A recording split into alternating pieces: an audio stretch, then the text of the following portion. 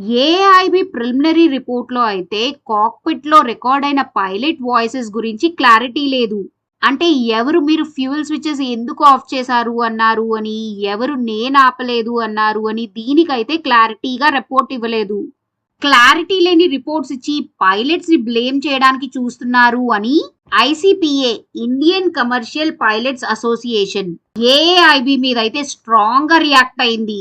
Actual గా ఈ fuel switches అయితే ఇంజిన్ స్టార్ట్ చేసే ముందు ఆన్ చేస్తారు అండ్ ఏరోప్లేన్ ని పార్క్ చేశాక ఆఫ్ చేస్తారు. ఎమర్జెన్సీ సిచ్యువేషన్స్ లో like engine fire leak or పెద్ద మెకానికల్ ఇష్యూ వచ్చినప్పుడు అప్పుడు ఫ్యూయల్ స్విచెస్ ని కట్ ఆఫ్ పొజిషన్ లోకి అయితే తీసుకొస్తారు. ఏరోప్లేన్ ఎగురుతున్నప్పుడు that too especially take off చేస్తున్నప్పుడు ఈ ఫ్యూయల్ స్విచెస్ ఆఫ్ చేయడం చాలా డేంజరస్.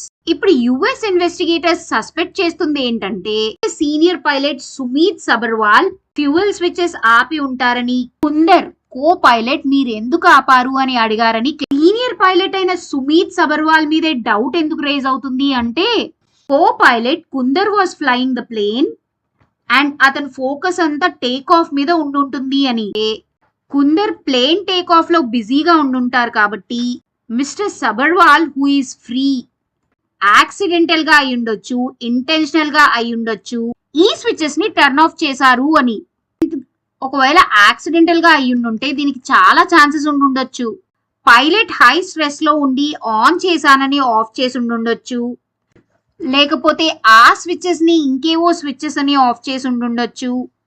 అలా కాదు ఇంటెన్షనల్ గా చేశారు అని డౌట్ వస్తే ఈ ఇన్వెస్టిగేషన్ ఏఐబి నుంచి క్రైమ్ బ్రాంచ్ కి అయితే షిఫ్ట్ అయిపోతుంది. ఈ ఫ్యూయల్ స్విచెస్ గురించి ఇంకొక ఇంపార్టెంట్ డౌట్ కూడా రేజ్ అవుతుంది. ఈ ఫ్యూయల్ స్విచెస్ ని 1 సెకండ్ లో one after the other of చేసేస్తే ఫ్యూయల్ స్విచెస్ ఆఫ్ గురించి ఇద్దరు పైలట్స్ మధ్య కన్వర్జేషన్ జరగాక మళ్ళీ ఈ ఫ్యూయల్ స్విచెస్ ఆన్ చేయడానికి 8 to 10 సెకండ్స్ ఎందుకు పట్టింది?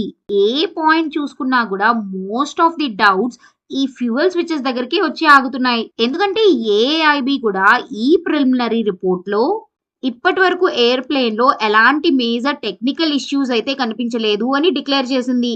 క్లారిటీగా విత్ ప్రూఫ్స్ ఈ క్వశ్చన్స్ అన్నిటికీ ఆన్సర్స్ దొరకాలి అంటే మనం ఇంకో 10 మంత్స్ వెయిట్ చేయాలేమో. ఎందుకంటే ఏఐబి ఫైనల్ రిపోర్ట్ 1 ఇయర్ లోపు రిలీజ్ చేయాలి. కానీ ఇంటర్నేషనల్ మీడియాలో అదే ఫారెన్ కంట్రీ న్యూస్ మీడియాలో మాత్రం ఈ ఎయిర్ క్రాష్ గురించి క్రిటిసైజ్ రిపోర్టింగే జరుగుతుందని చెప్పొచ్చు. కొన్ని కంట్రీస్ న్యూస్ ఛానల్స్ అయితే పైలట్ కావాలనే ఎయిర్ క్రాష్ చేశారు అని కూడా కన్క్లూజన్ ఇచ్చారు. ఇంటర్నేషనల్ మీడియాయే కాదు, మన ఇండియన్ మీడియా కూడా ఏం తక్కువేం కాదు.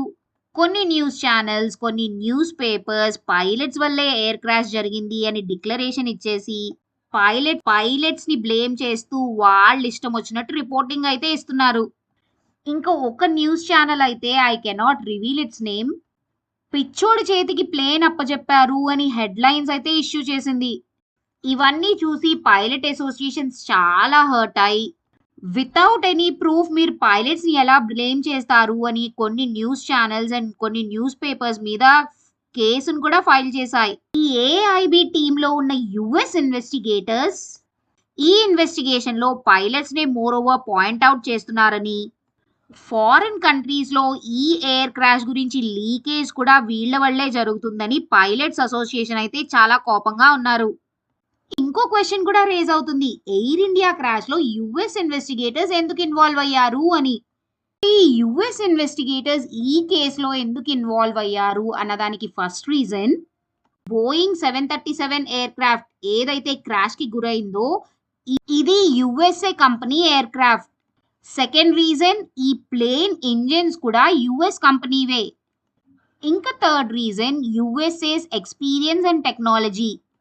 యుఎస్ఏకి ఇలాంటి ప్లేన్ క్రాషెస్ ఎక్స్పీరియన్సెస్ చాలానే ఉంది. ఇంకా fourth and most important reason black box tech support. ఇప్పటి వరకు మన ఇండియాలో అయిన air crashes black box decoding American కంపెనీసే చేసేవి.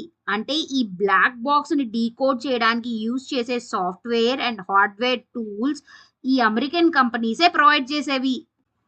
బట్ ఈసారి మన ఇండియా అన్ని సెక్టర్స్ లో ఇంప్రూవ్ అయినట్టు ఏవియేషన్ సెక్టర్ లో కూడా ఒక ముందడుగు వేసింది. ఈసారి ఈ ప్లేన్ క్రాష్ లో ఏఐబిఏ ఈ బ్లాక్ బాక్స్ ని డీకోడ్ చేసింది. But this is it's first time కాబట్టి పర్ఫెక్షన్ కోసం ఇక్కడ కూడా యుఎస్ ఇన్వెస్టిగేటర్స్ హెల్ప్ అయితే తీసుకుంది. The present union aviation minister మన తెలుగువారైన మిస్టర్ రామ్మోహన్ నాయుడు ఈ బ్లాక్ బాక్స్ డీకోడింగ్ ని సక్సెస్ఫుల్ గా చేశారని ఏఐబిని ప్రైజ్ చేశారు. వెస్టర్న్ మీడియా పైలట్స్ ని ఇష్టం వచ్చినట్టు బ్లేమ్ చేయడాన్ని కూడా క్రిటిసైజ్ చేశారు. ఏఐబి ఫైనల్ రిపోర్ట్ రిలీజ్ చేసినంత వరకు ఎలాంటి ఊహాగానాలకి చోటు లేదని తేల్చేశారు. సో ఇప్పటి వరకు మీకైతే ఈ ఎయిర్ క్రాష్ ఇన్సిడెంట్ లో ఏం జరిగింది అని ఒక క్లారిటీ వచ్చింది అనుకుంటాను. సో మీకు ఇన్ఫర్మేషన్ యూస్ఫుల్ అనిపిస్తే లైక్ చేయండి, సబ్స్క్రైబ్ చేయండి, షేర్ చేయండి.